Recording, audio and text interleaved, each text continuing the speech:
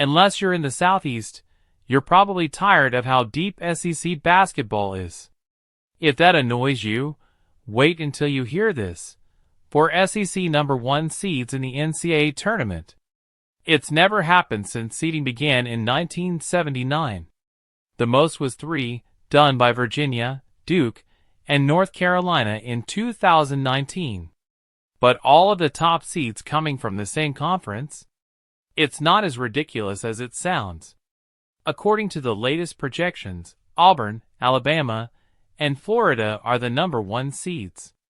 Auburn has been dominant, Alabama survived Arkansas, and Florida pulled off one of the season's biggest wins, ending Auburn's 14-game win streak on the road. Tennessee is surging after 3 straight wins, including a blowout against Florida, despite missing 2 starters. Texas A&M has won 4 of its last 5, including a tough road win over Missouri. All 5 SEC contenders have resumes worthy of a number 1 seed, each with at least 5 quad 1 victories and opportunities to add more. One of these teams will end up as the number 5 seed in the SEC tournament, forced to play early in Nashville.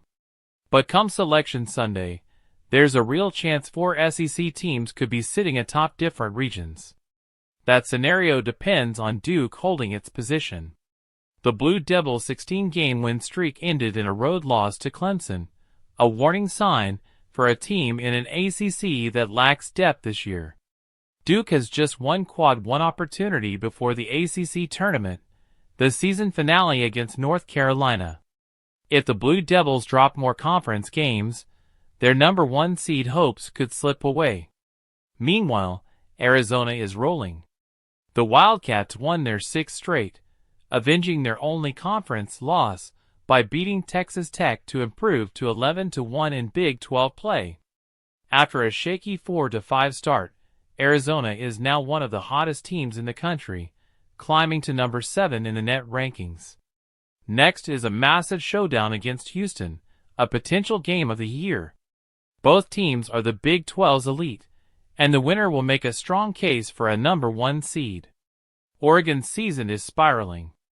A 14-point halftime lead at Michigan State turned into a 12-point loss.